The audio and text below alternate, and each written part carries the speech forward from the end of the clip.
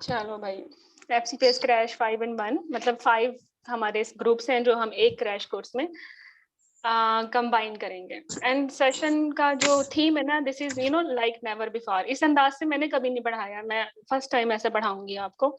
पहले मैं पास पेपर्स करवा देती थी और थ्योरी में अलग रखती थी, बट इस सेशन में मैंने आपको थ्योरी भी रिवीजन करानी है। मतलब रिवीजन से मुराद है रिवीजन, मतलब विजन चेंज करना है थ्योरी पढ़ने का। It's not revision, it's revision. ठीक है, दरमियान में ओके, हाँ, दरमियान में एक ये ना री छोटा और सा है। विजन में डैश है। हाँ एग्जैक्टली।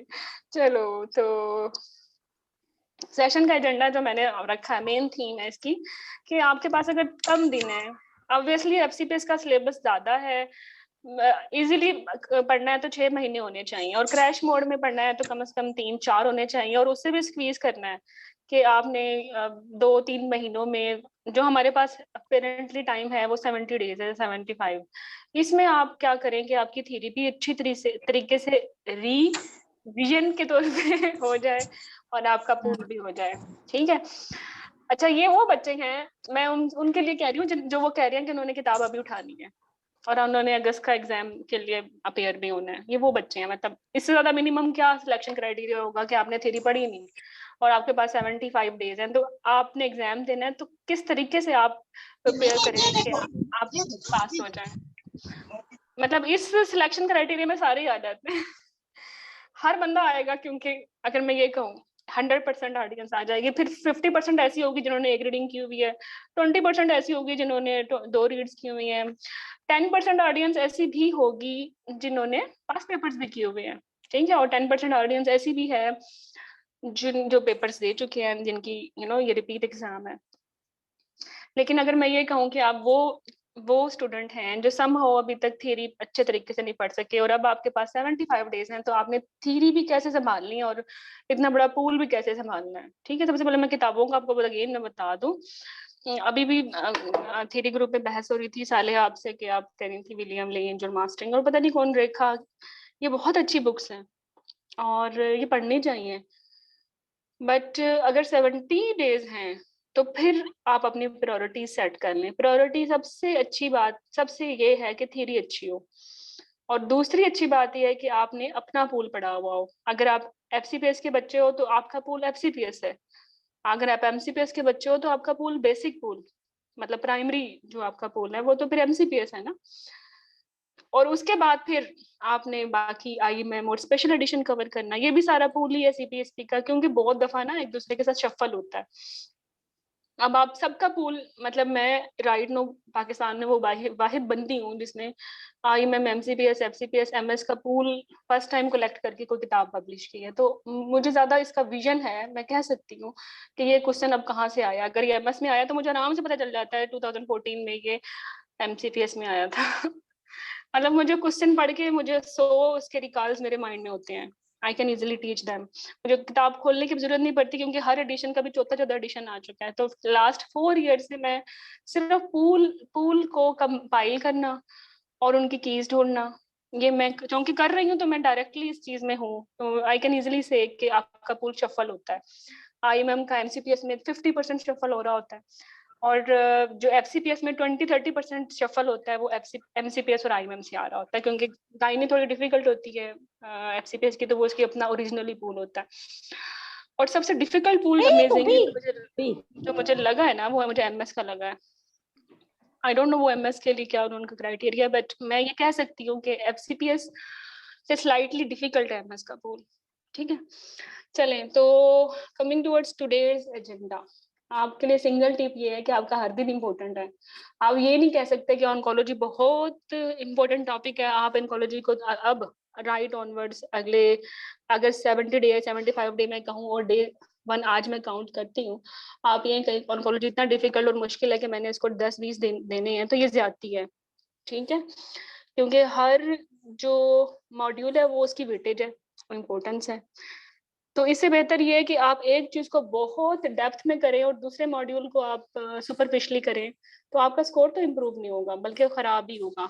हाँ, अगर आप एग्जाम ओरिएंटेड वे में दोनों मॉड्यूल पढ़ लें, ऑन्कोलॉजी भी पढ़ लें और कोई और कंपैरिजन में फीटल या मेडिकल डिसऑर्डर भी पढ़ने, और एग्जाम ओरिएंटेड वे में पढ़े, ना डेप्थ में जाएं, आप फिर भी पास हो सकते हो। तो एक टॉपिक के पीछे पागल होने की जरूरत नहीं है, मतलब ज्यादती ना करें अपने दिनों के साथ। कि बहुत सारे लोग ना वो ऑन्कोलॉजी के लिए शॉर्ट्स खोल लेते हैं और पता नहीं क्या कुछ खोल लेते हैं। भाई तुमने सारी पेपर ऑन्कोलॉजी में तो नहीं देना, बाकी जो तुम्हारे टॉपिक्स हैं वो भी तो तुम्हारी मुंतजिम है, तुम उनको पढ़ो, वो तुम्हें आते हो। क्योंकि अगर 10 क्वेश्चन ऑन्कोलॉजी से आ रहे हैं, 15 क्वेश्चन फीटल और मेडिकल डिसऑर्डर से भी तो आ रही है ना। ऑन्कोलॉजी के 10 ठीक कर लो और 15 आपके फीटल और मेडिकल डिसऑर्डर के नहीं सही होते, तो आपका स्कोर तो ड्रॉप हो गया ना। बट अगर ऑन्कोलॉजी और फीटल एंड मेडिकल डिसऑर्डर दोनों इक्वल वे में, इनको इक्वल इंपॉर्टेंस देते हुए एग्जाम ओरिएंटेड वे में पढ़ लिया आपने, तो आप सम हो फीटल मेडिकल डिसऑर्डर के 10 क्वेश्चन अच्छे कर लोगे और ऑन्कोलॉजी के भी 15 में से 10 अच्छे कर लोगे, तो ओवरऑल आपका स्कोर तो इम्प्रूव हो गया। तो आपने ऐसा नहीं करना किसी एक टॉपिक के पीछे अपने आप को ख्वार करना है, ठीक है। 70 डेज हैं, तो हर टॉपिक के लिए अगर एक दिन है तो बस वो ही दिन है, आप दूसरे टॉपिक को करें जब उसका ड्यू डेट आए। तो स्मार्ट वे यही होता है। पूरे सिलेबस की इंपॉर्टेंस है, सिलेबस ही पूरा कवर करना है, एक मॉड्यूल तो नहीं कवर करना, ना ही एक मॉड्यूल कवर करके अच्छे तरीके से तुमने ऑन्कोलॉजिस्ट बनना है, तुमने ऑब्स्टेट्रिशियन और गायनेकोलॉजिस्ट बनना है, मतलब उसके टॉपिक्स भी सारे करने हैं और गायनिक भी सारे करने हैं, और उन सब में आपने 75% लेना है। तो फिर सबको ही पढ़ना पड़ेगा ना। लेकिन पढ़ना डेप्थ में पढ़ना है, नहीं डेप्थ में नहीं पढ़ सकते, सॉरी टू से। जिन्होंने डेप्थ में पढ़ना था उन्होंने मुझे जनवरी में ज्वाइन किया था, मार्च में ज्वाइन किया था, 3 मंथ्स पहले ज्वाइन किया था, वो कर चुके हैं, रीडिंग कर चुके हैं, या मैक्सिमम मॉड्यूल कर चुके हैं, या आधा कर चुके हैं, और वो बड़े डेप्थ में कर रहे हैं, ठीक है। बट अगर आप वो स्टूडेंट हो जिसने अब थ्योरी करनी है, तो प्लीज आप डेप्थ में ना करें, बहुत डेप्थ में ना करें, आप सिर्फ एग्जाम ओरिएंटेड करें, जो कि आपको क्रैश कोर्स में कवर कराऊंगे थ्रू रिवीजन कार्ड्स, ठीक है। अच्छा, हर मॉड्यूल की अब आपने ना अपने रिवीजन मोड में ना चेकलिस्ट बनानी है। पागलों की तरह पेज टू पेज नहीं पढ़ सकते। या तो आपके समरी कार्ड्स जो आपको पहले आपके थ्योरी में मिल चुके हैं वो ओपन करोगे, या जो हैंडी नोट साथ के साथ बनवाए वो ओपन करोगे, या अभी अगर थ्योरी मेरे साथ करनी है तो मेरे समरी कार्ड्स करोगे, the way I am telling you. अच्छा, आपने जो है, मैं आपको जब ऑब्वियसली जब आप जो लोग हैं अभी मेरे क्रैश कोर्स में, उनको 6 ग्रुप्स में ऐड किया है। एक ग्रुप है डिस्कशन के लिए, एक है आईएमएम के पेपर्स के लिए, एक ग्रुप है एफसीपीएस के लिए, एक एमसीपीएस के लिए, एक में सारी कंट्रोवर्सीज डाटा मैंने डाल दिए, और एक में समरी कार्ड्स हैं। तो ये 6 ग्रुप, जब आपने और 10-20 ग्रुप ज्वाइन किए हुए हैं, ढूंढना मुश्किल है और टाइम लगता है। तो इसके लिए मैंने आपको टेलीग्राम में एक बड़ा अच्छा फीचर है, फोल्डर बना देना। सबसे ऊपर एक ऑप्शन आती है फोल्डर की, उसको क्लिक करो तो उसमें जितने आपने ग्रुप्स ऐड करने हैं आप कर दें। आप ये 6 ग्रुप ऐड कर दें, आपका एक फोल्डर बन गया। और फिर आपने इन 60 डेज में जो आपकी क्रैश कोर्स के, आपने इस फोल्डर के अलावा कोई और फोल्डर खोलना ही नहीं है। सारा काम इसमें इंशाल्लाह हो जाएगा। तो how you can make it, I will tell you in our introductory video, वो आपको अलग से बना दूंगी मैं, फिर जिंदगी आसान हो जाएगी। अच्छा, फिर दूसरा टिप मेरा ये है कि आपको प्लानर मिल चुका है, 18 से हमने पहला पेपर एफसीपीएस का करना है, फिर एमसीपीएस का करना है, फिर आईएमएम का करना है, फिर आपने एक थ्योरी मॉड्यूल रिवाइज करना है, फिर 2 आपके रेस्ट डेज आ रहे हैं। तो इसी को आपने ना बाय हार्ट करना है, फॉलो। बहुत सारे स्टूडेंट्स क्या करते हैं, अपना एक मिनी प्लानर बना के बैठे होते हैं, और वो पता नहीं कौन सी दुनिया में होते हैं। मतलब बिल्कुल एक अनरियलिस्टिक प्लानर होता है, जिसमें लिखा हुआ होता है कि सुबह 4 बजे उठ जाऊंगी और सुबह उठ के 4 टॉपिक ये कर लूंगी और हॉस्पिटल भी चली जाऊंगी, और वापस आते ही जो है 2 टॉपिक्स ये कर लूंगी, फिर मैडम का क्रैश कोर्स भी कर लूंगी। ये हो नहीं सकता बिल्कुल। इससे फिर अगले दिन वो काम नहीं आपका होता, आप और डिमोटिवेट हो जाते हो, और फिर हर तीसरा दिन स्ट्रेस ऐड करता है। तो रिलैक्सिबल, एक रिलैक्स नहीं और फ्लेक्सिबल मॉड्यूल बनाएं जो कि इन ह्यूमन ना हो, जो कि वाकई आपके नेचुरल जो आपकी डे टू डे एक्टिविटीज है उसके साथ मैच कर रहा हो। तो ये मैंने ऐसे ही बनाया है। इसमें मैंने इसलिए जो आपका मिसिंग वर्क है उसके लिए मैंने 2 रेस्ट डेज दे दिए, ताकि आप डिप्रेशन में ना जाओ कि हमारा काम नहीं हो रहा। ओके, 1 मिनट दें मुझे।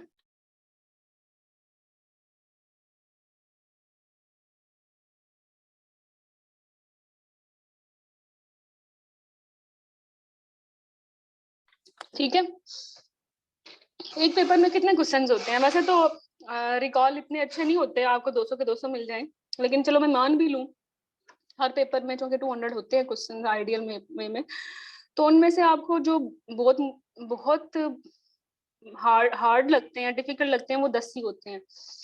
तो बजाय से कि वो 20 200 के 200 टॉपिक्स आप कहेंगे मैं इसी पेपर के साथ कर लूँ, ये पॉसिबल ही नहीं है, हो ही नहीं सकता। ठीक है, बिल्कुल अनरियलिस्टिक वे है। तो आप 10 टॉपिक्स छोटे छोटे निकाल लें। मतलब आप लेबर पढ़ रहे हो, आप फंस गए हो कि भाई जीरो पे कैपेट बना हुआ है, फीटल ब्रैडिकार्ड गैप, मेल पोजिशनिंग है, what should I do now? I section करूं या वैक्यूम लगाऊं या फोर्सअप लगाऊं? वो सारी चॉइसेस आती है ना, फंस जाते हो। फिर आपको खोलने होते हैं असिस्टेड डिलीवरी का गाइडलाइन या मेरे कार्ड्स, वो भी गाइडलाइन से बने हुए होते हैं। तो फिर आप पढ़ लेते हो तो थोड़ा इजी हो जाता है। तो फिर ऐसे 10 टॉपिक ही रखिएगा एक पेपर के साथ, 200 मत रखिएगा। ठीक है, अगर ये लेट्स सपोज 57 पेपर कर रहे हो और हर पेपर के साथ 10 टॉपिक कर रहे हो, तो आपके तो कितने हो गए? आपके 5000 टॉपिक्स हो चुके हैं। 5000 या 500? हाँ 500 हो चुके हैं। तो 500 टॉपिक्स ही नहीं है पूरे गायनी ओब्स में, बिलीव मी टॉपिक ही 100 है। तो ये तो आराम से हो जाएगा। ठीक है, एक तो ये बात हो गई। और ये ट्रिकर टॉपिक्स जो 10 हैं जो आपने एक पेपर के साथ रखे हैं, उनको भी आपने इन डेप्थ नहीं करना। जो जो जहाँ दिक्कत है बस वही पॉइंट देखना है, पूरा टॉपिक ना पढ़ने बैठ जाना। पूरा टॉपिक पढ़ने के लिए टाइम है आगे, क्योंकि ऐसा करोगे तो फिर वो पूरा टॉपिक ही पढ़ोगे, फिर नो चीजें ट्रिकियर जो आपकी सोल्यूशंस थे वो नहीं देख पाओगे, फिर रात को डिप्रेस हो जाओगे। फिर तो कुछ भी नहीं हुआ, अगले दिन वो जो डिप्रेशन है वो अगले दिन में भी ऐड हो जाएगी। और 5 दिन के बाद आप कोलैप्स हो जाओगे। आपको जिंदगी, अपना आप, एग्जाम, दोस्त, क्रैश कोर्स, बुक्स, हर चीज बुरी लगेगी। ऐसा नहीं करना। ओके, तो पहला जो तरीका होता है ना, जब आप किसी कंट्रोवर्सी में फंस जाते हो, उस कंट्रोवर्सी से रिलेटेड टॉपिक, जैसे मैंने अभी इंस्ट्रूमेंटल डिलीवरी की बात की है, आप उसको रिवाइज करो। ठीक है, अब एक ही स्टेशन पे 2 ऑप्शंस होती हैं हमेशा, वैक्यूम लगेगा या फोर्सअप लगेगा, कंपेयर करो। लेकिन फिर भी कुछ ना कुछ एक बज़वर्ड होता है जो फेवर करता है कि नहीं फोर्सअप लगेगा या वैक्यूम लगेगा, उसको वो डिफरेंस मार्क कर लो, दैट्स ऑल। बस बंद कर दो फिर इसको, कार्ड को, और अपना दूसरा क्वेश्चन करो। ठीक है, आपको जो डेली आइडल टाइम है ना एक अच्छे कैंडिडेट का, जिसने 100% पेपर अटेम्प्ट करना है इंशाल्लाह, आपके पास 6 घंटे है ना, क्वालिटी आवर्स बहुत है। फॉर 70 डेज 6 घंटे बहुत है। बिलीव मी, अगर आज आपका डे 0 भी है ना, अब आपने आईएमएम के बाद पहली दफा पढ़ना है, somehow you can pass by this strategy। हाँ 6 घंटे वो ना हो जिसमें क्वालिटी आवर्स ना हो, क्वालिटी आवर्स हो, आपको कोई डिस्ट्रैक्शन ना हो, सोशल मीडिया वाली कोई बात ना हो। ठीक है, और दूसरी बात ये कि बच्चों में बहुत सारे लोग अच्छा पढ़ा रहे हैं, obviously they have done FCPS, teaching experience भी है, और they are sincere with you. ठीक है, बिकॉज जिसने आपसे जिस भी बंदे ने आपसे पैसे लिए हैं ना, वो बाउंड है भाई आपको पढ़ाने के लिए, आंसर बताने के लिए, और वो अच्छा ही पढ़ाएगा ना। लेकिन बहुत सारे लोगों को ज्वाइन करोगे तो इसमें आपका नुकसान है, उनका नुकसान थोड़ी ना है। क्योंकि आप हमारा माइंड जो है वो डिट्रैक्ट हो जाता है। तो एक ग्रुप ज्वाइन करें प्लीज, और बस उस पर ट्रस्ट करें, हम पास हो जाओगे। उसने भी सिलेबस ही कंप्लीट कराना है ना, लेकिन मल्टीपल नहीं करने।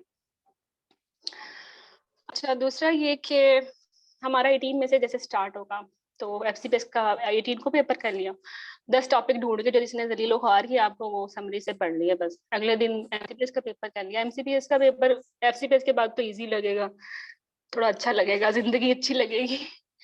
अच्छा, फिर 20 मई को आईएमएम का कर लिया 2014 का, फिर जिंदगी और अच्छी लगेगी क्योंकि वो एमसीपीएस से भी थोड़ा सा इजी होगा। ठीक है, अब इसके साथ आपने 10-10-30 आप टॉपिक क्विकली इन एग्जाम में रिवाइज भी कर चुके हो। एग्जाम में से बता दिया कि क्वेश्चन में जो प्रॉब्लम था, प्रॉब्लम सोल्यूशन के टास्क ओरिएंटेड आप उसको देख चुके हो। ठीक है, तो फिर हम आ गए क्विक रिवीजन पे। अब आपने 21 को यूरोगाइनी के लिए वक्फ कर देनी है अपनी जिंदगी, और कुछ नहीं करना, नथिंग। यूरोगाइनी में है क्या, 4 टॉपिक्स है, टाइप ऑफ इनकॉन्टिनेंस, या उनके डिफरेंट फिगर्स हैं कि किस पे फिलिंग फेस पे क्या, कैसे उसकी मतलब कैपेसिटी क्या है ब्लैडर की, क्या उसका प्रेशर है वेरियस स्टेट्स में, मिक्सचुरेशन में या फिलिंग में। ठीक है, और क्या रेजिडुअल यूरिन होता है। बस एक दूसरा टॉपिक, तीसरा टॉपिक ये हो गया कि प्रोलैप्स, और प्रोलैप्स की सर्जरीज किस में क्या करना है, और वो भी बहुत इजी है। हमने बड़े इक्वेशंस बनाई हुई हैं इसकी कि पेशेंट ओल्ड एज में है तो क्या करना है, यंग एज में है तो क्या करना है, बच्चा चाहिए तो क्या करना है, बच्चा नहीं चाहिए तो क्या करना है, मेडिकल फिटनेस नहीं है तो क्या करना है, और सेक्सुअली इनएक्टिव है और डिजायर्ड भी नहीं है और ओल्ड एज है तो क्या करना, तो इजीली आपने वो बज़वर्ड ढूंढने और आप इजीली सॉल्व कर लोगे, ठीक है। लेकिन थोड़ा यूरोगाइनी डिफिकल्ट आता है, इसकी पोस्ट ऑफ कॉम्प्लिकेशन तंग करती हैं वीएच के बाद या टीएच के बाद या सर्जरीज के बाद वाली, उस पे थोड़ा एफर्ट कर लेंगे। तो ये एक दिन में हो सकता है एग्जाम डे में, बाकी 2 दिन रेस्ट डेज हैं।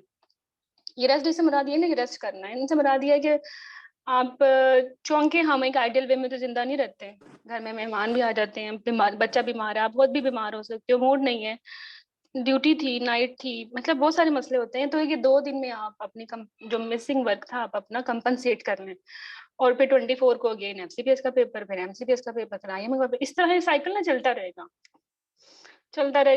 रहेगा और finally then we will be you know 19 of July, मतलब आपके एग्जाम से एग्जैक्टली 2 हफ्ते पहले आप ये सारी ड्रिल कर चुके हो, आप डेली के 10 ट्रिकी क्वेश्चंस कर चुके हो, एक पेपर कर चुके हो, और अपने रिस्पेक्टिव डेज में अपना थ्योरी रिवाइज कर चुके हो, और 2 रेस्ट डेज में जो काम आपका रह गया था वो कर चुके हो, ठीक है।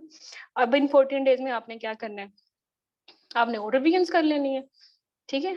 अपना जो मिनी प्लानर आप बनाना था पहले वो अब बना लो, या ये भी ऑप्शन है कि जो लोग चाहें कि मजीद उनको जो है उनके मल्टीपल टेस्ट लिए जाएं या किसी और तरीके से, जो उस at that time we will decide, you may opt. लेकिन मैं सबको नहीं कहती, वो कुछ और स्टूडेंट्स होते हैं जो कि इन डेज में भी कुछ नहीं करते, कुछ हमेशा ऐसे स्टूडेंट्स होते हैं जिनको अगेन एक बूस्ट अप सेशन चाहिए होता है, तो that may be I will plan, लेकिन मुझे पता नहीं अभी कि मेरी क्या कम चांसेस होंगे, बट 19 तक मैं आपको क्रैश कोर्स से फारिग कर दूंगी, और ये सारी आपको जो सेशंस हैं वो कंडक्ट में करा दूंगी। मेरी तरफ से तो ओके हो जाएगा, बट आपकी तरफ से आपने खुद ही ओके करना है। इंसान अपना दुश्मन खुद ही होता है, मैं पहले भी बता चुकी हूँ, कोई आपके साथ दुश्मनी नहीं करता, आप खुद ही करते हो अपने साथ। तो पंक्चुअल रहें, डेली असाइनमेंट जो मिलती हैं वो करें, प्लानर फॉलो करें, ठीक है, और बस हो जाओगे पास, सारी दुनिया पास हुई है, तुम भी हो जाओगी।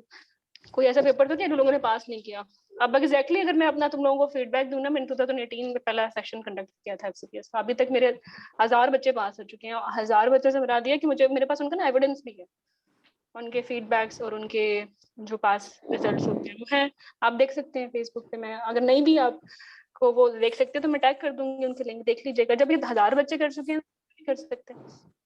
एग्जाम बनाया इसलिए जाता है कि पास किया जाए, फेल करने के लिए कोई भी नहीं बनाता, ठीक है।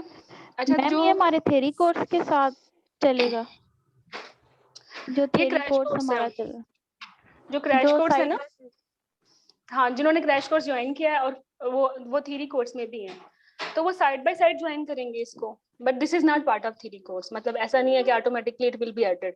अगर आप थ्योरी कोर्स देखें तो हम हर टॉपिक कर चुके हैं in exam oriented way, guidelines, हम पास पेपर्स हमने इतने डिटेल में नहीं किए जितने अब हम कर रहे हैं। नहीं मैम, टॉपिक्स मैं कह रही हूँ कि उसके साथ साथ चलेंगे, जिस तरह अभी हमारा लेबर रहता हाँ, है वहाँ पे। मैंने ये प्लानर उसी तरीके से बनाया है कि जो बच्चे थ्योरी ले रहे हैं उनको वो डिस्टर्ब ना हो कि वो डिफरेंट पढ़े और वो डिफरेंट पढ़े, ऐसा नहीं होगा। अब आप यूरोगाइनी पढ़ रहे हो ना, तो यूरोगाइनी चल रहा है, आप देख सकते हैं। उसके मैम बाद ये जो लेबर 2 आएगा, दिन रेस्ट के डेज होंगे उसमें हम अपना पढ़ेंगे या जो आप भेजेंगी समरी कार्ड्स बस वो हम रिवाइज करेंगे, जैसे यूरोगाइनी है आप अपना पढ़ तो लें जो हम आपको जो देखो इन 2 दिनों में मैं ह्यूमनली पॉसिबल ही नहीं है कि आप ये 3 आपसे हो, आपसे एक काम तो रह ही जाएगा, जी वो कर ले काम, वो कंपनसेट कर लें। ठीक है। अब यूरोगाइनी में वो बच्चे नहीं है जिन्होंने यूरोगाइनी रिवीजन करनी है, वो बच्चे भी जिन्होंने पहली दफा पढ़नी है, उनको 3 दिन चाहिए, तो 2 रेस्ट डेज जी उनके लिए हो गए ना इम्पोर्टेंट। जी मैम। मैम हमारा स्केड्यूल भी प्लीज आप शॉर्ट केस वाला शेयर कर दें, वो नहीं हुआ हुआ। ओके, मैं टैग कर देती हूँ, मैंने अभी तो शेयर किया है, कल पॉप की भी क्लास है।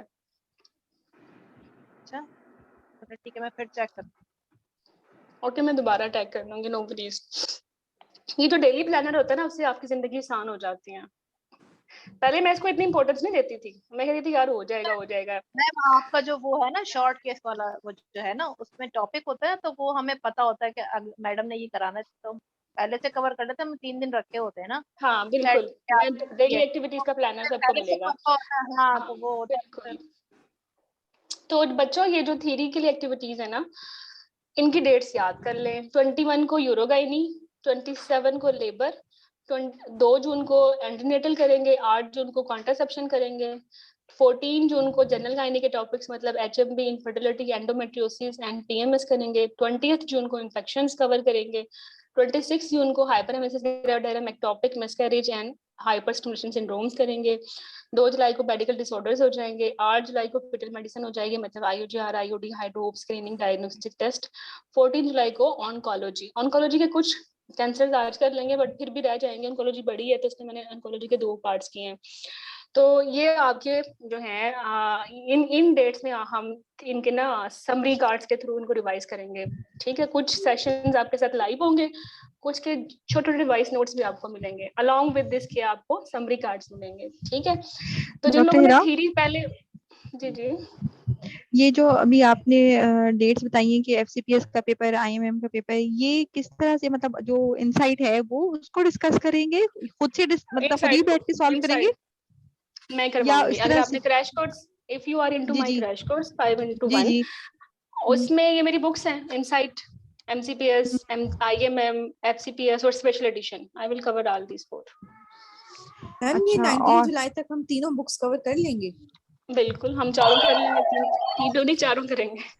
मतलब ये बुक्स मेरे पास आपकी दूसरी वाली FCPS वाली बुक है ना, तो IMM वाली और इस तरह से नहीं है, तो वो फिर लेनी पड़ेंगी।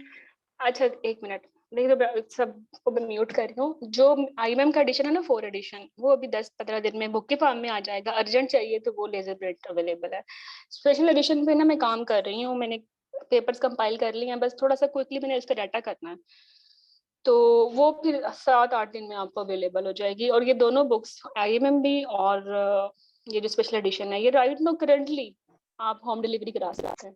ये बुक फार्म में, बुक शॉप पे नहीं मिलेगा। बुक शॉप पे आपको MCPS और FCPS ये 2 बुक्स मिलेंगी, और आफ्टर 2 वीक्स आपको IMM भी मिलेगी। वो भी प्रिंटिंग फेज में, आई डोंट नो ये कब तक वो उनका क्या प्रोसेस है। मैं तो भेज चुकी हूँ अपनी तरफ से, डन कर चुकी हूँ, उसका टाइटल भी आप देख चुके हैं। तो ये हाँ, अब देखिए सॉफ्ट कॉपी, जी जी मैडम, IMM का जिनके पास ओल्ड एडिशन है जो भी न्यू 2 वीक्स के बाद आएगा, वो नहीं, वो स्पेशल एडिशन ले, they have to just take special edition. मैं नहीं चाहती बच्चे बार बार एडिशन चेंज करें। एक बुक से जिसे पेपर दिया हुआ होता है ना, उसमें तो नोट्स बन जाते हैं, पेज मेमोरी बन जाती है, फिर वो डिस्टर्ब होता है बच्चा बार बार नई बुक्स।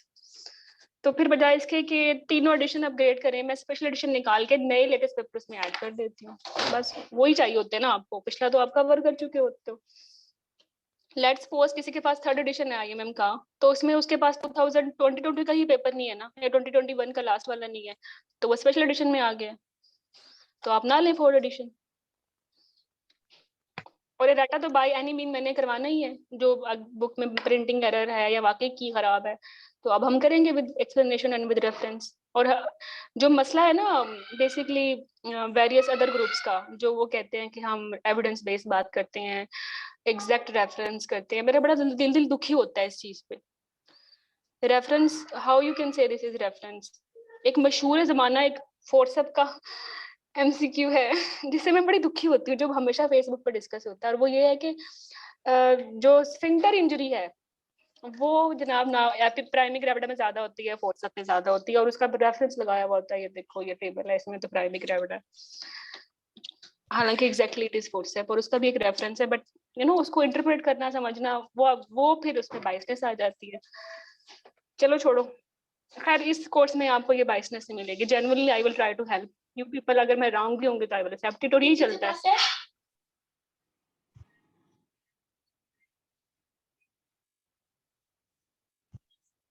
ठीक है बच्चों। दूसरा ये कि, एक मिनट,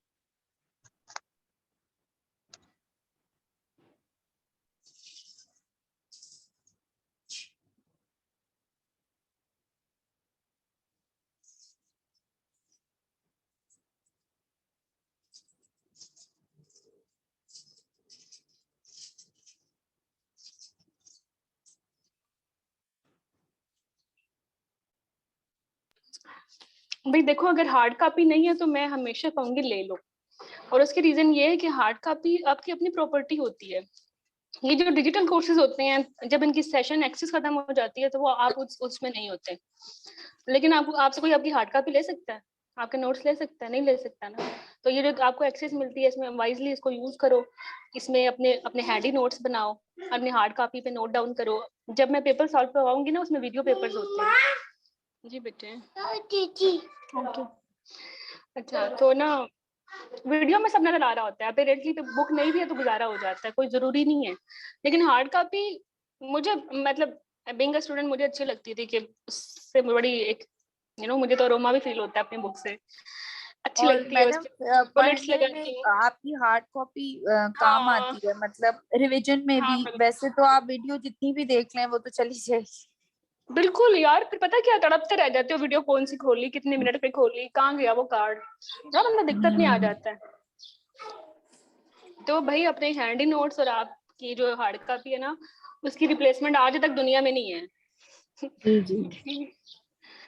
तो सबसे अच्छी इन्वेस्टमेंट जो होती है ना, वो आपके करियर की इन्वेस्टमेंट होती है। किताबों खरीदने में नहीं दिल खराब करना चाहिए। ब्रांडेड कपड़े तो ले लेते हो ना, वो फिर अगले सीजन में फिर नया आ जाता है डिजाइन।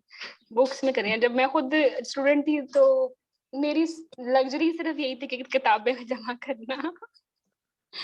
ठीक है। और देखो, जिस चीज को प्रायोरिटी बनाते हो ना, जिस चीज को प्रायोरिटी बनाते हो, वो फिर आपको पे करती है। जब आपका करियर आपकी प्रायोरिटी है तो तभी इसे कमा पाओगे, वरना नहीं कमा पाओगे। पास भी हो जाओगे, प्रायोरिटी नहीं है, पेशेंट को टाइम नहीं दोगे, उसको असेस नहीं करोगे, मतलब फिर आप हमेशा बिलो मीडियोकर ही रहोगे। If you want to be at top in any way, वो चीज आपकी प्रायोरिटी होनी चाहिए। ये रूल आपकी जिंदगी के बाकी मैटर्स में भी अप्लाई होता है। डॉक्टर हीरा, बस टाइमिंग्स का थोड़ा सा कर लीजिएगा कि वेयर डाउन द डे अगर डिस्कस कर लिया करें पेपर। हाँ बिल्कुल। और मैंने ना अभी रिकॉर्डिंग भी न्यू बनानी है, कुछ पेपर्स ऐसे हैं जिनमें काफी रहता है, तो फिर मैं चाहूंगी कि मैं तुम लोगों को भी लाइव ले लूं, अगर जो अवेलेबल हुआ, बट बस शोर ना बजाना दरमियान में। लिख देना। चलो ठीक है, ओके। डॉक्टर हीरा, इसका अगर ट्राई करें अर्ली मॉर्निंग ना रखें डिस्कशन का टाइम, जैसे अभी आज जिस टाइम जूम क्लास है इसी टाइम पेपर डिस्कस कर लिया करें। भाई देखो, मेरे 3 बच्चे अगर हैं, कोई क्लास मैं रात को मैं अवेलेबल नहीं हूँ बिल्कुल भी। और मैं सारा दिन, जब वो पढ़ रहे होते हैं, ट्यूशन जाते हैं या स्कूल जाते हैं, वो टाइम मेरा टाइम होता है, मैं उसी में ही लाइव सेशन देती हूँ, मेरी मजबूरी है ये। और मैं बस दिन में अवेलेबल हूँ। वो जो रात के 10 बजे वाले अभी सेशन ये हैं, 8 वाला बजे, टाइम, हाँ वो ये मुझसे वाला नहीं हो इसी सकते वाला हैं। टाइम। हाँ हाँ, बस यही वाला टाइम होगा डिस्कशन का। ठीक है, डेली डिस्कशन आवर्स होंगे। पेपर, अच्छा पेपर, बहुत सारे लोग कहते हैं हम इंटरेक्टिव कराएंगे live face to face. Believe me, ये जो है ना, मैं तो, मुझे तो 4 साल हो गए सिचुएशन देखते हुए, ये बिल्कुल पागलों वाली बात है। आप 10 क्वेश्चन अगर इंटरेक्टिव कराओगे ना, एक बच्चे को एक बात नहीं आती, वो आपको अगले 20 मिनट जलीलो खवार कर देगा, वो वहीं फंसा रहेगा, वो तो आपको नहीं पढ़ने देगा। 1 घंटा लग जाएगा आप तो 10 क्वेश्चन करने में आपको इंटरेक्टिव को 4 घंटे लग जाएंगे। जब तक तो फिर उसको पता है, समझ नहीं आएगी क्लास हाँ आगे नहीं चलेगी। जब तक उसको समझ नहीं आएगी ना, वो तो भाई बता देगा पूरी क्लास की। तो पता है मैं क्या करती हूँ, मैं पेपर पूरा, क्योंकि मेरी बुक्स है, वहां से मैं कॉपी पेस्ट करके एक्सप्लेनेशन रेफरेंस पहले से लगा के रिकॉर्ड करके बता देती हूँ कि भाई ये की है, इसकी वजह ये है, और ये नहीं करना, और अगला क्वेश्चन आ गया। अब होता ही है कि वो पेपर आपको मिल गया, आज मिल गया, रात को आपने सुन लिया, सुबह आपको लगा कि क्वेश्चन नंबर 13, 33, 190 मुझे समझ नहीं आया, आपने सिर्फ वो मुझे डिस्कशन आवर में टैग कर दिया, मैंने समझा दिया, बात खत्म हो गई। बाकियों को भी टाइम बच गया, आपका, आपकी जिंदगी भी आसान होगी। वो पूरा पेपर आपने 1 घंटे में सॉल्व कर लिया, जो कि अगर इंटरेक्टिव कराया जाए तो वो 6 घंटे में भी नहीं सॉल्व होने वाला। खिचड़ी पक जाती है, देखिए अभी भी खिचड़ी बनी हुई है। चलो, अच्छा, how to read an doctor हेरा, ये अभी हाँ आपने जो एमसीक्यूज के वो बनाए हुए हैं, आपने 4 हमारे लिए बनाया ना, आईएमएम के अलग और एफसीपीएस एमसीक्यूज वगैरह। तो जो अब हमारा है, तो हमारे पास तो आईएमएम का बुक है, वो तो क्रैक्ड आईएमएम का है ना, और फिर जो एक आपकी एक और बुक आई थी जिसमें वो गाइडलाइंस भी थे कुछ। तो अब हम जो आईएमएम का ऑर्डर करें, क्योंकि मैंने नबीरा से पूछा तो उन्होंने कहा कि अभी हमारी नई बुक आ रही है, तो हम इनसाइट क्या आईएमएम करें, करिएगा पुरानी ना। वाली? क्रैक आईएमएम तो 2019 से कोई नया पेपर ही नहीं आया, कैसे तुम वो इस्तेमाल कर सकते हो? जिसने क्रैक आईएमएम लिखी है ना, वो एनएससीजीएम एफसीपीएस कर रही है, उसने छोड़ दिया उसको लावारिस। हाँ, नहीं तो अब हम, आपने जो अभी जो हमने आपसे मंगवाई थी ना, वो जो मैंने मंगवाई थी, तो वो उसमें कुछ गाइडलाइंस है आखिर में, यानी मंगवा ले फिर आईएमएम का। वो कह रही कि वो हाँ। अपडेट हो गई है या कुछ समय में मुझे कहा। मुझे पर्सनल इनबॉक्स करो तुम, बुक का प्रिंट भेजो मुझे, चलो मतलब सही मेन पेज, मैं फिर तुम्हें बताती हूँ क्या करना सही है। है, ठीक चलो है। डॉक्टर हीरा, अच्छा। एक चीज और पूछनी थी कि मतलब जिस दिन पेपर आप सॉल्व कराएंगे उससे एक दिन पहले उसकी वीडियो भेजेंगी या उस दिन, जैसे आप 18 को कराना है आपने तो 18 वाले दिन भेजेंगी ताकि 18 फिर को हम उसको भेजूंगी। सॉल्व करें, हाँ 18 को भेजूंगी। और फिर अगर डिस्कशन करनी है तो वो हम नेक्स्ट डे करें? डिस्कशन उसी दिन कर लें, एक अच्छा, एक उसी घंटे में दिन। वो पूरा पेपर हो जाएगा। हाँ डिस्कशन होगी 3 बजे, 3 से 5 बजे तक शाम में। आपको टेलीग्राम ग्रुप ओपन होगा, आप पोस्ट कर देंगे। जी, लेकिन वो 2 बस घंटे ही ठीक है, ओपन होगा, सारे दिन नहीं होगा। ठीक है, सारे दिन ठीक तो है, तुम लोग लगे रहते हो, लगे रहते हो, लगे रहते हो और पढ़ते ही ठीक है, नहीं हो समझ ना, आ गया। ना किसी को कुछ और करने देते हो। बस फिक्स्ड टाइम होगा, आप उसमें फिर आप डिस्कवरीज देखें, अदरवाइज फिर पढ़ें। ठीक है, समझ आ गया।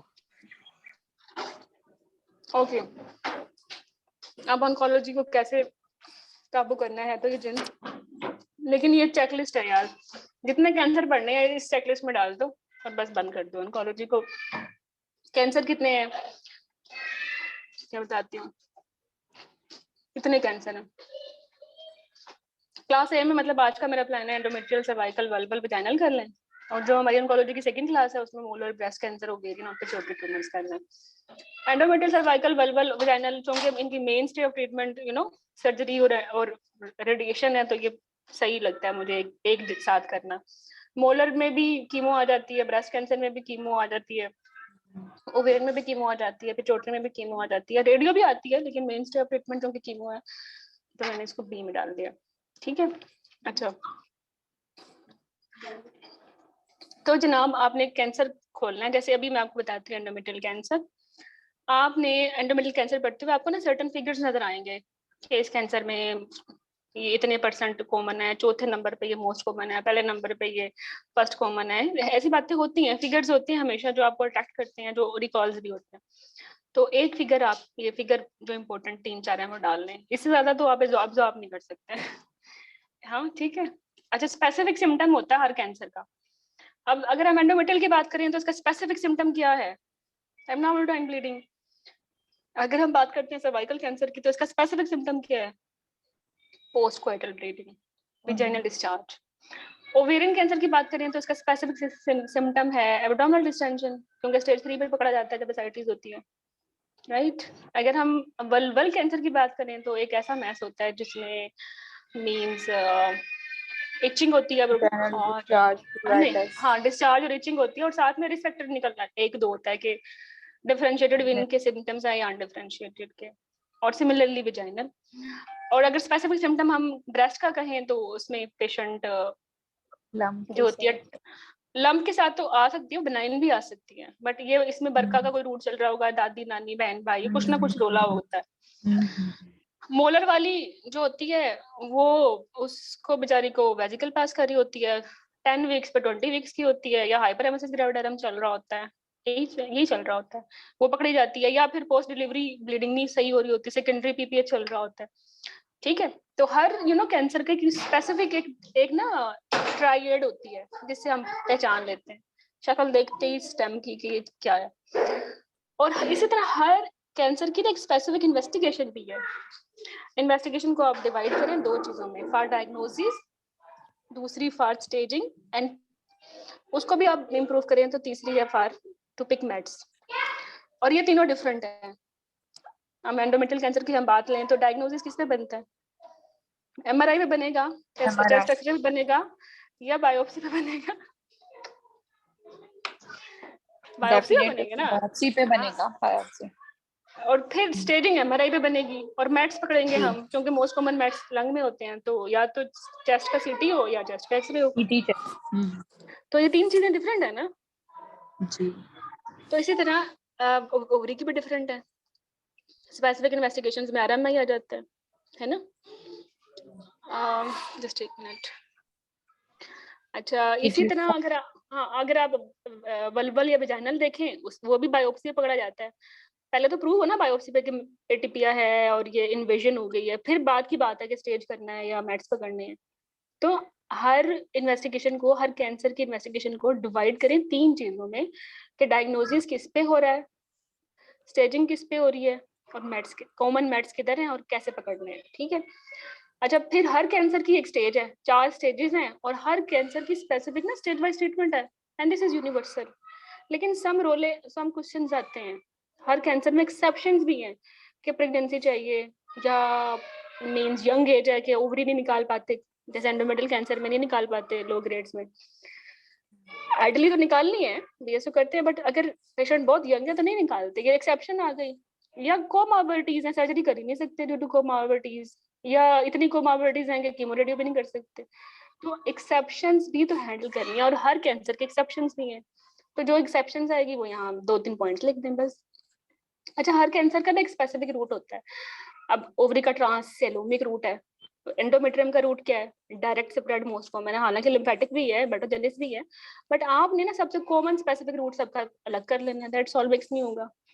कॉमन साइट ऑफ मेट्स, अब आप इस पे आ जाएं। अब एंडोमेट्रियल की हम बात करें तो common site of mets lung ही होते हैं या विजाइना होती है, ठीक है। इसी तरह कॉमन साइड ऑफ मोलर की बात करें उसमें भी लंग है, तो जिन जिन में लंग कॉमन मेट्स है वो यहाँ लिख लें और साथ में एंडोमेट्रियम जिसकी आप चेकलिस्ट बना रहे हैं वो कर लें। अच्छा, फिर आप हर कैंसर के ना सर्वाइवल रेट है स्टेज वाइज के, स्टेज 1 का सर्वाइवल 90 होता है, स्टेज 2 का 80 होता है, 3 का 70 होता है, 4 का 40-50 होता है, ये यूनिवर्सल है, मोर और लेस सबका यही है।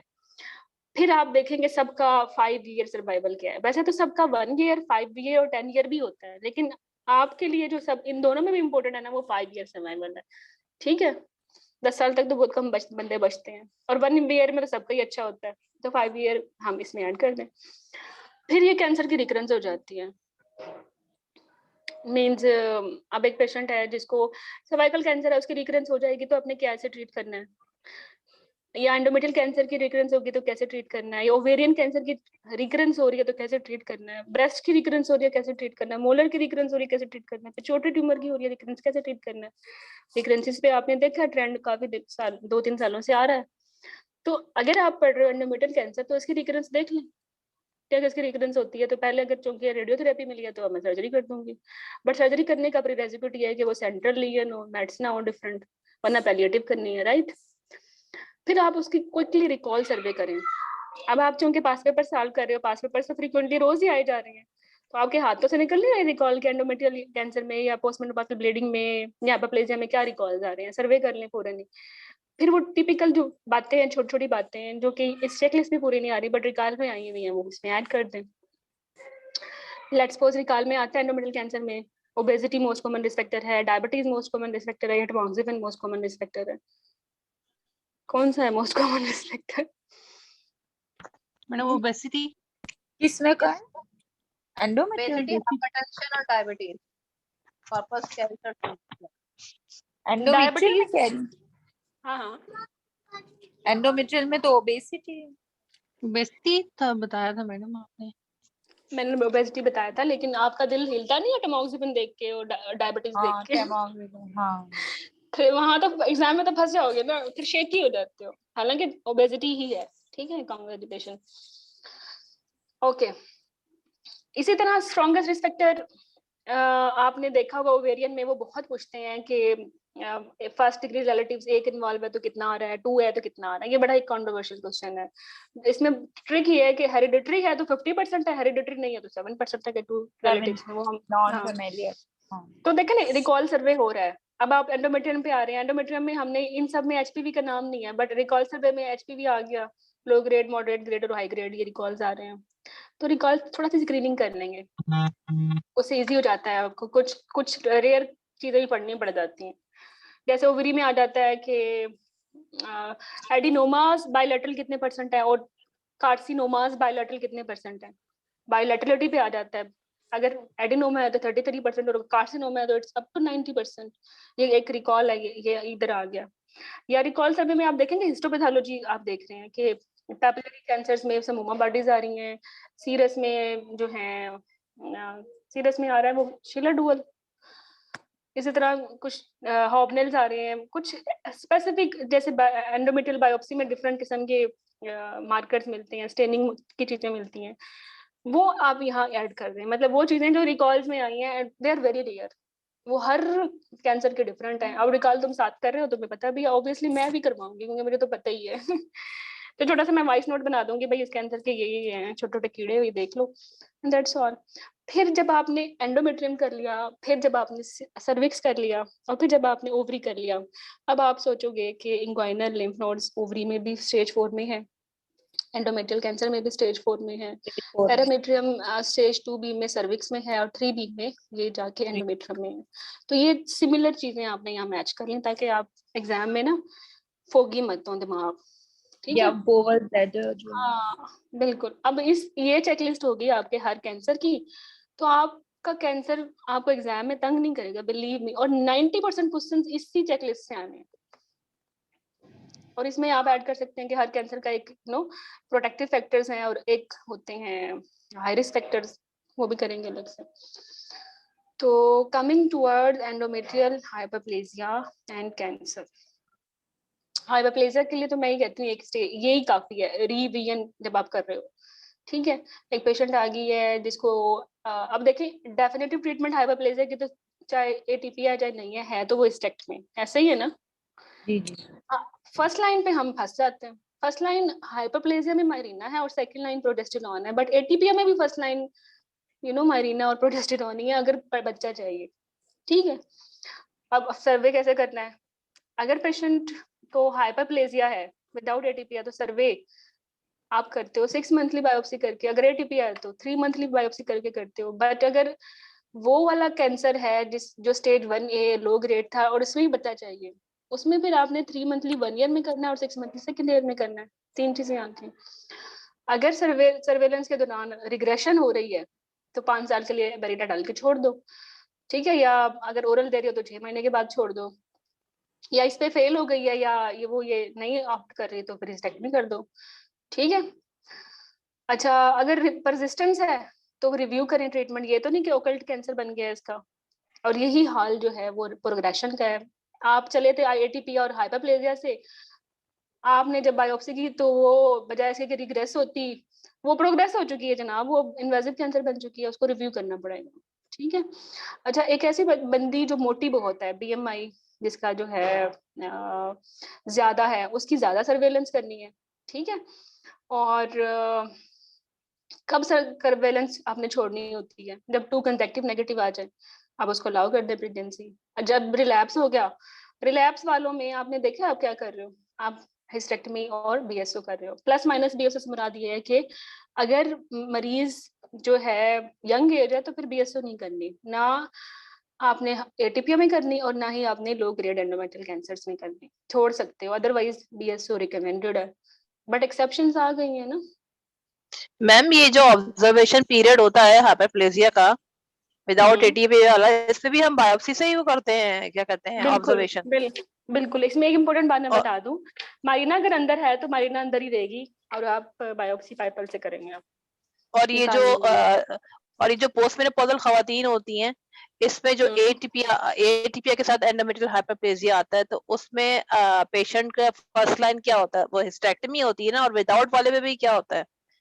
नहीं, वो होती है फर्स्ट लाइन देखो, पोस्ट मेनोपॉजल बताते हैं। पोस्ट मेनोपॉजल वुमेन की भी वही ट्रीटमेंट है। इस स्टेटमेंट में लिखा नहीं हुआ है कि ये पोस्ट मेनोपॉजल की है, ये सबकी है भाई। 60 साल पे भी अगर हाइपरप्लेजिया है तो मारीना ही ऑप्शन है, हिस्टेक्टमी नहीं है। देखो बीएमआई का जरा बता दें। अच्छा देखिए, अगर किसी पेशेंट का बीएमआई 35 से ज्यादा होता है ना, तो फिर आपने उसकी एनुअल बायोप्सी करनी होती है बस, क्योंकि ये पेशेंट को क्योंकि ओबीज है ना, ओबेसिटी तो स्ट्रॉन्गेस्ट रिस्क फैक्टर है, छोड़ नहीं देंगे इसको, ठीक है? एनुअल एंडोमेट्रियल बायोप्सी करनी है, ठीक है? अगर इसकी नेगेटिव आ जाती है ना तो फिर एनुअल करनी है, अगर नेगेटिव आ जाती है, ठीक है? और ये वाला रिलेशनशिप एटिपिकल में नहीं है? एटिपिकल में तो मेरी बात सुनो, उसकी जो फर्स्ट लाइन ट्रीटमेंट है ना एटिपिकल की, वो हिस्टेक्टमी है, वो तो हिस्टेक्टमी ही है। अगर उसको चाहिए बच्चा तो फिर फर्स्ट लाइन मायरीना है, 2 कंडीशन है। एटीपीया में तो 60% अकल्ट इन्वेजिव कैंसर एडेनोकार्सिनोमा निकलता है। अब मैं दोबारा रिवाइज कर रही हूँ, एंडोमेट्रियल जो हाइपरप्लेजिया होता है ना, 2 तरह का होता है, एक होता है सिंपल और एक होता है विद एटीपीया, ठीक है? कॉम्प्लेक्स सब नहीं है आपकी गाइडलाइन में। सिंपल वाली जो है ना, इनको कहते हैं प्री मेलिग्नेंट कंडीशंस। अब एक प्री मेलिग्नेंट कंडीशंस है तो उस पर ज्यादती है ना हिस्टेक्टमी करना, तो इसलिए हिस्टेक्टमी नहीं करनी। आपने उसको मारिना रख दी, मारिना से बहुत अच्छा रिस्पॉन्स है, तो मारिना रखी आपने, 6 महीने बाद आपने बायोप्सी की, वाइल मारिना वाज इनसाइड टू और बायोप्सी नेगेटिव हो गई, रिग्रेशन हो गई, तो अच्छी बात है, कंटिन्यू करें उसे, कहीं मारिना रखे 5 साल तक। और अगर मारिना नहीं ली थी, फर्स्ट लाइन नहीं ली थी और मारिना की कॉन्ट्रा इंडिकेशन थी उसमें, तो आपने उसको ओरल खिला दी, तो ओरल आपने 6 महीने बाद बंद कर दी, ठीक है। लेकिन ये दोनों फेल हो गई तो फिर आपने हिस्टेक्टमी कर दी, ठीक है। प्लस माइनस BSO डिपेंड करता है, पर कुछ और भी सिचुएशन है, मैं बताती हूँ। अब हम आ जाते हैं एटीपिया पे। एटीपिया वो सिचुएशन है जिसमें अपेरेंटली आपको लगता है एटीपिया है, बट अंडरलाइंग आप 30 से इवन 80% तक ऑकल्ट कैंसर होता है, इसलिए इसकी फर्स्ट लाइन ट्रीटमेंट है हिस्टेक्टमी प्लस माइनस BSO। अगर पेशेंट रिफ्यूज करती है hysterectomy because you want to conceive, तो फिर आप इसमें ऑफर करते हैं मायरिना, ठीक है, ऐसे है ये। अच्छा, तो एक और मुसीबत है, मैं बायोप्सी की, खैर मैं, मेरा दिल नहीं है डालूं क्योंकि इस पे तुम फंस जाते हो, लेकिन मैं इस टेबल को देख लो। एंडोमेट्रियल थिकनेस की कट ऑफ डिफरेंट सिचुएशंस में देखते हैं। लेक्चर्स में मैम मायरिना डालने से भी वो कंसीव कैसे करेगी? अगर 5 साल के लिए या किसी कितने ईयर के लिए कंसेप्शन के लिए मायरिना डाले हम लोग उसको, एंडोमेट्रियल एप्लिस्ट, अगर रिग्रेशन आ गई है ना और बच्चा चाहिए, तो फिर मायरिना आउट करके उसको IVF के थ्रू कंसीव कराना है। अच्छा IVF, ठीक है। हाँ, जल्दी कराना है, और जब बच्चा कंसीव करे तो फिर दोबारा उसकी हिस्टेक्टमी करनी है। जस्ट 1 मिनट, अजान हो रही है।